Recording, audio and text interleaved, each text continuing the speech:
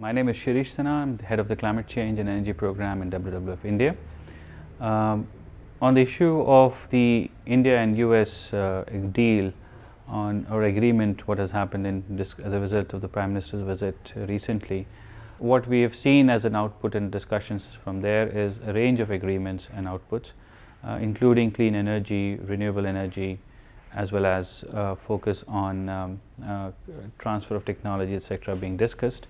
But we haven't really seen any form of a clear agreement and a focus on what essentially should constitute a climate decision. We still are looking for further details of what exactly it means for India's position, but we do feel that there will be some nuanced shift in India's position and where India essentially looks at the climate policy as a result of the discussion that happened in Washington between the Prime Minister Manmohan Singh and President Obama.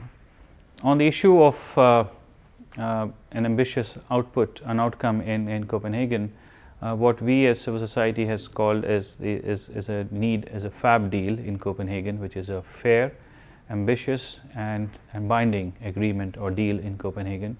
What we mean by fair is that it is essentially equitable. It deals with the issue of fairness and equity so that it maintains the differentiation between the industrialized and the developing countries.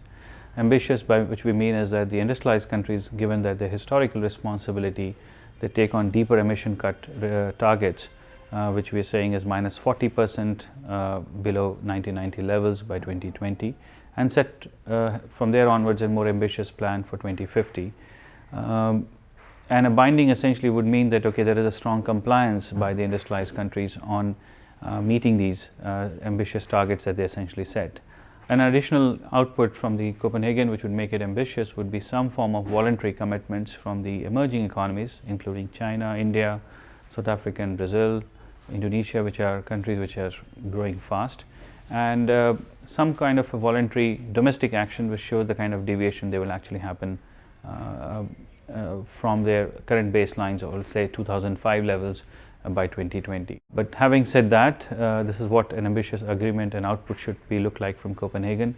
We also realize the political realities of it, and we are more likely to get some form of a political agreement rather than any form of an ambitious agreement. And what we actually got in Bali, we think was a political agreement, and the 2 years was a process which should have given an ambitious agreement. But we're looking for probably another form of a political agreement coming out of Copenhagen. It could still put in a process for something more binding to happen beyond Copenhagen, but at present it looks like more focused towards a political decision and more form of political statements. Something similar to what we got at Bali may get repeated at Copenhagen. But at the same time, as a civil society, we are keeping on our pressure on the governments, on the different stakeholders involved, to see that we still get a very ambitious agreement and outcome in Copenhagen.